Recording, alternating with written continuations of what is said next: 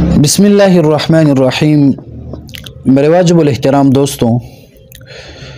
یہ میرے ہاتھ میں ہے الکفایۃ فی الہدایہ، علامہ نور الدین احمد بن محمود بن ابی بکر الصابونی رحمہ اللہ، جو 580 ہجری میں گزرے ہیں۔ کئی دنوں سے میں نے حضرت صحابہ کرام کے حوالے سے مطالعہ کا آغاز کیا تھا، اور خصوصاً خلیفہ اول حضرت ابو بکر صدیق رضی اللہ عنہ کی امامت و خلافت کے حوالے سے تحقیق کا جو اصل بنیادی جو کتابیں ہیں ان کی طرف میں نے رجوع کیا، اور کچھ اسی طرح اہل تشیع کی کتابیں اور اسی طرح اہل سنت والجماعت میں جو احناف، شوافی، موالک اور حنابلہ گزرے ہیں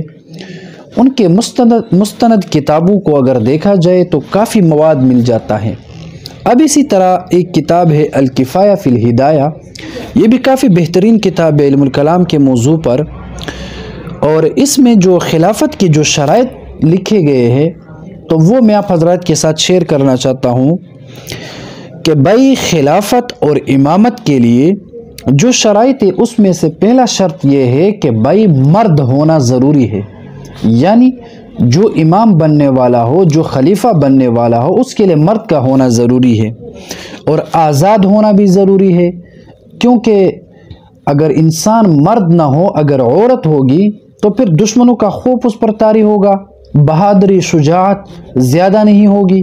اسی طرح اگر انسان غلام ہوگا تو جب کوئی اپنی جان کا مالک نہ بن سکے تو وہ دوسروں پر حکومت کیا کرے گا۔ اس کے علاوہ جو ہے بلوغ، یعنی انسان کا بالغ ہونا ضروری ہے، کیونکہ جب انسان بالغ ہو جاتا ہے تو اس کا ادراک، فہم، شعور جو ہے وہ اچھی طرح کام کرنا شروع کرتا ہے۔ اب اگر کوئی بچہ ہو تو ظاہر سی بات ہے کہ وہ امامت کے لائق تو نہیں ہوتا۔ اس کے لیے مرد کا ہونا، آزاد ہونا، بلوغت کا ہونا، اور اسی طرح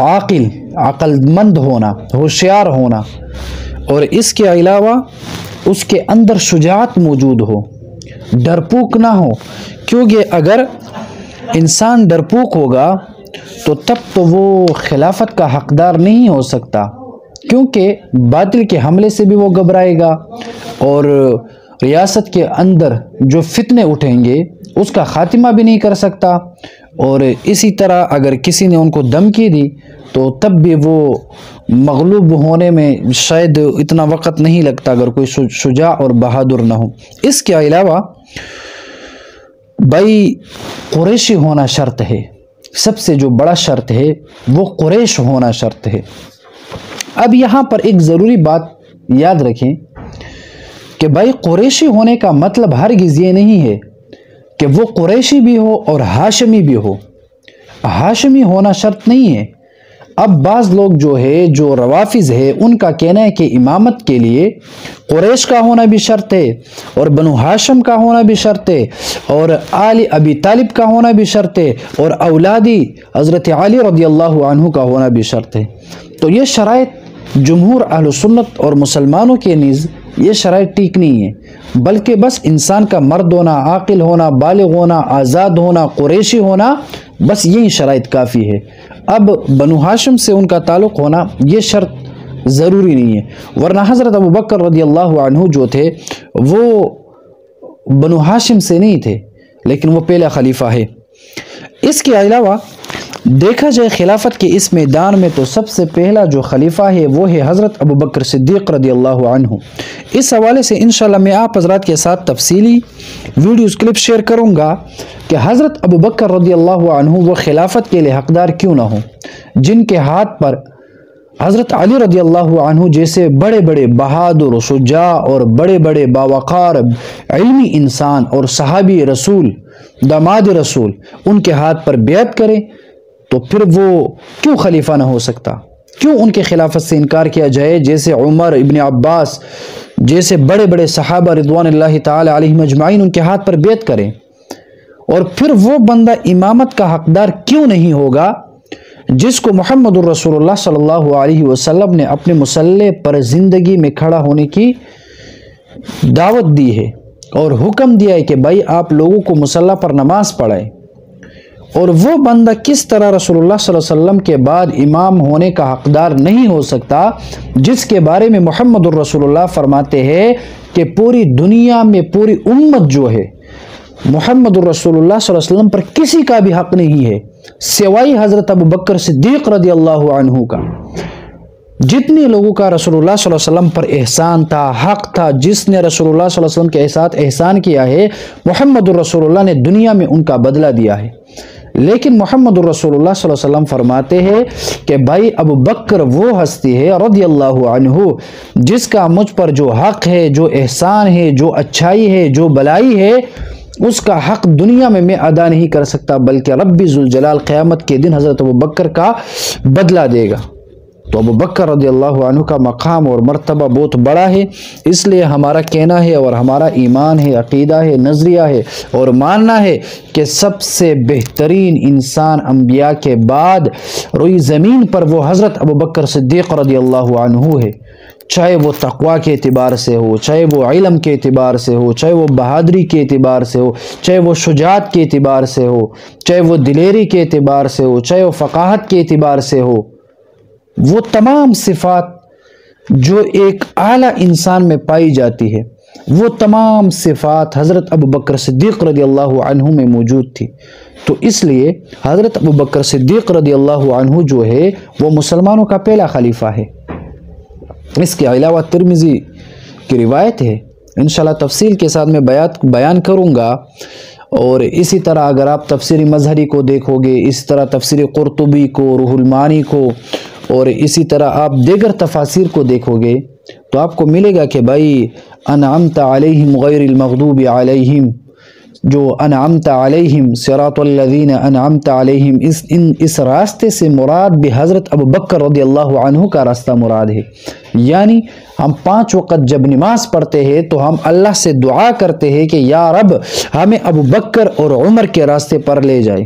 ہمیں وہ راستہ نصیب فرمائے جس راستے پر حضرت ابوبکر اور عمر رضوان اللہ تعالی علیہم اجمعین تھے۔